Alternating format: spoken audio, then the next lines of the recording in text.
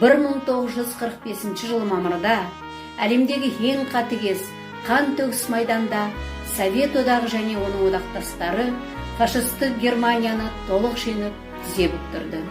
Бүкіл әлемге әсер еткен соғыс біздің жанұямызда да қара ізін қалдырды. Қан төгіс майданның қара қанаты біздің де өзегімізден өтті. Әкеміз Жақаш Бейсенбай жанұядағы жалғыз ұл болған. Тегімізге келсек, бабамыз Абыз Ақсақалдың екі ұлы болыпты. Үлкені Жақаш, кішісі Дүкен. Дүкеннен Раухан, Райкен әкпелеріміз, Матияс ағамыз. Жақаштан Бейсенбай біздің әкеміз, Мейрамхан, Зинемхан әкпелеріміз. Әкеміздің қолында брони болған. Өйткені ол сол кезде Кеген ауданы Қарабұлақ ауылында мектеп директор еді.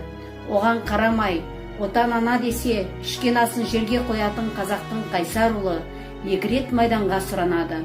Бірінші сұранғанда рұқсат берілмей, екіншісіне өтініші мақұлданып майданға жіберіліпті.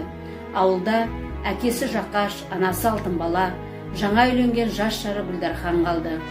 Баласы майданға аттанып бара жатқанда, анасы Алтынбала, күнім-ау, артыңда қызыл жіпте қалдырмай бара жатсың ғой деп, еңіреп жылапты. Өйткені жалғыз ұлынан ол кезде не ұл, не қыз жоқ еді. Сонда әкеміз, 40 жыл қырғын болса да, ажалды өледі. Отан қызыл отқа оранып жатқанда, мен сендермен қорғанып, әйелімнің етегіне жармасқаным ер адамға жарамас деп аттанып кете беріпті. Барлығы майдан үшін, барлығы жеңіс үшін деп, атамыз Жақаш, әжеміз Алтынбала, анамыз Гүлдархан сол кездегі колхоздың жұмысына белсене араласыпты. Көктемгі егіс, жаздағы шөп, орақ, мал төлдету, қой қырқу жұмыстарының бел ортасында жүріпті.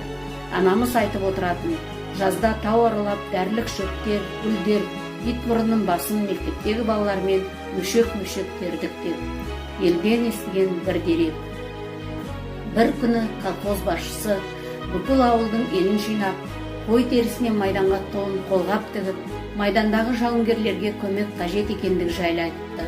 Қажыған, жағдайы мүшкіл халық бұрын істемеген жұмыстан қорқып, үндемей, үнсіз тұрыпты.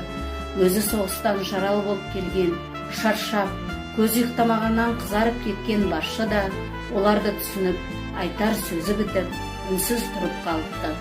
Сол кезде үнсіздікті, 50 тонға қанша тері кетеді? Мен тігемін, деген дауыс селт еткізіпті. Ол жалғыз ұлы майданға кеткен әжеміз Алтынбала еді. Айтқанындай қыстың ұзақ күндерінде әжемізбен анамыз теріні илеп, қолдан жасаған май шамның сәулесімен 50 тон тігіп, терінің қалдықтарынан талай солдаттарға арнап қолғап тігіп, алатам Жақаш тобылғының тамырын қайнатып бояу жасап, тонды қоңыр түске бояпты. Анамыз тонның жағасының арт жағына химиялық қарындашпен Жақаш Бейсенбайға деп жазады екен. Сонда әр тонды әкеміз киетіндей жанын салып тігіпті. Әрине, ол тон әкемізге көпшілікте қалай жетсін.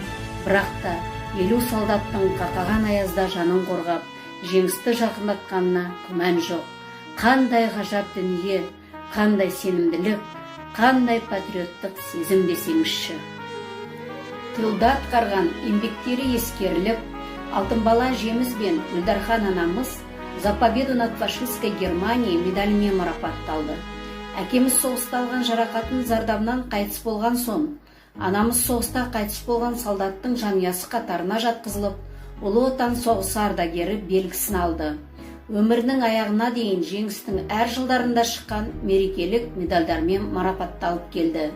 Бұл әкеміз қызыл от кешіп, майданда жүргенде, оның жанұясының тылдағы ұзақ 5 жыл бойы ұлы жеңіске қосқан еңбегі. Әкеміз Жақаш Бейсенбай 1912 жылы 26 қаңтарда Алматы облысы Кеген ауданы Ұзынбұлақ ауылында дүниеге келді. Алғашқы мұғалімдік курсын үздік бітіріп, оқу жасындағы балаларды күндіз оқытса, кешкі мектепте үлкендердің сауатын ашты. Әкеміз Мұхтар Әуезовтің үздік шәкірті, Кеген ауданының бірінші хатшысы болған Ораз Жандосовтың қолдауымен Шошанай, Темірлік, Тоғызбұлақ, Көлбастау, Алғабас ауылдарында бірінші болып халық ағарту жұмысын бастаған. Бұл сол ауылдардың келешекте болған мектептердің бастамасы еді. Сәбит Мұқановпен де таныс еді. Ол кісімен өмір, соғыс, бейбітшілік және еліміздің келешек ұрпағы туралы хат алысып тұратын. Соғыста Алматыда құрылған Ижевск қаласының астында болған қырғын шайқасқа қатысып, сол жерде жараланып госпитальде емделген. Соңғы деректерге сүйенсек, ол дивизия қайсарлық көрсетіп, артқа бір қадам баспай, жауға тойтарыс беріп, негізінде толық қырылған. Дивизияда 99% тек қазақ болған. Осы жерде әкеміз жарақат алып, емделіп, соғысқа қайта оралып, Сталинград шайқасына түседі. Сталинград майданында тарихта бүкіл жер әлемінде болмаған шайқас болды. Жер қопарылып, темір балқып, адамзат бұрын соңғы көрмеген қырғын қан төгіске екі жақта бір қадам артқа жылжымай тіке тіреске түскен. Осы жерден жау ең үлкен соққы алып, соғыс совет әскерінің шабуылына ұласты. Сталинград түбінде Паулюс армиясы жойылды.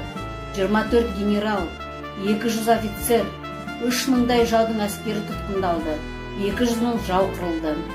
Осы Сталинград түбінде әкеміз екі шайқас арасында Ұлы Отан соғысының орденімен бірге партбилет алды. Партбилетті өле-өлгенше жүрек тұсына салып жүрді. Сталинград түбінде жаудың жарылған снарядынан ауыр жарақат алып, бір тәулік бойы аязда қансырап жатып қалған.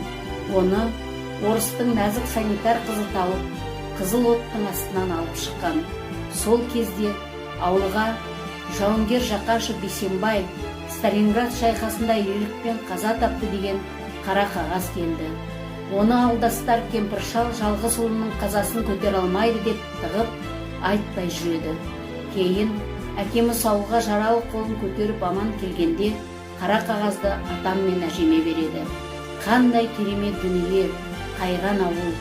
Өздері әке бауырларынан соғыста айырылса да, ауылдастарын жанын қорғап, аяп, сақтап жүрген. Соғыстан кейін де әкеміз жараланған қолын таңып алып, еңбек жолын жалғастырды.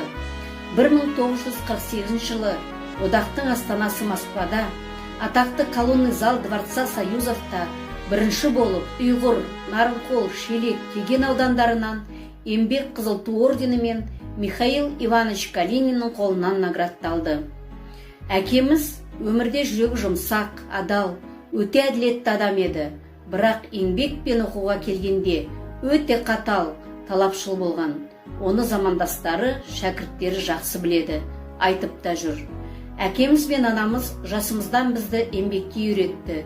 Үйдегі жұмыс, бау-бақша, шөп, отын дайындау, мал қарау, тамақ жасау, кір жуу бізге кішкентай кезімізден таң емес еді. Ал оқуға келгенде әкемізден жеңілдік жоқ. Сол себепті 6 баласы мектепті 2 алтын, 2 күміс медальмен бітіріп, Алтауда Алматыдағы 6 институтта оқып, әртүрлі мамандық алды. Өкініштісі, ұл қыздарының жоғарғы оқу орнына түскенін, үйленгенін, бірде-бір немересін көрмей, сұм соғыстың зардабынан әкеміздің ерте өмірден озып кеткені. Бар өмірін бала тәрбиесіне ұстаздыққа арнаған әке мен ана жолына үңілсек, бұл ұрпағына салып берген сара жол деп ұғынамыз. Кішкентай кездерімізден бізді адамгершілікке, адалдыққа, мейірімділікке, еңбексүйгіштікке, бауырмалдыққа, үлкенге құрмет, кішіге ізеттілік көрсетуге тәрбиелеген үлгі өнегелері ұрпақтан ұрпаққа жалғасын тауып келеді. Осы өмір атты сынақтан сүрінбей өтіп, жапырақ шайып келе жатқанымыз әкеміз бен анамыздың салып кеткен сара жолының жарқын болашағының арқасында. Я, ардақты әке, аяулы ана, сіздердің нұрлы бейнелеріңіз мәңгі бізді алға жетелейді. Кезінде жақын бір ағайынның құлпытасына әкеміз бола ма өмірліні өлді деуге, өшпейтін өнегесін көмді деуге, артына таусылмайтын із қалдырса, бола ма алды ажал жеңді деуге деп жазған екен. Сондықтан да қорыта келе айтарымыз, әке, ана, көгеріп көктеп өсіп келе жатқан ізбасарларыңыз барда, мәңгі ұрпақтардың есіндесіздер.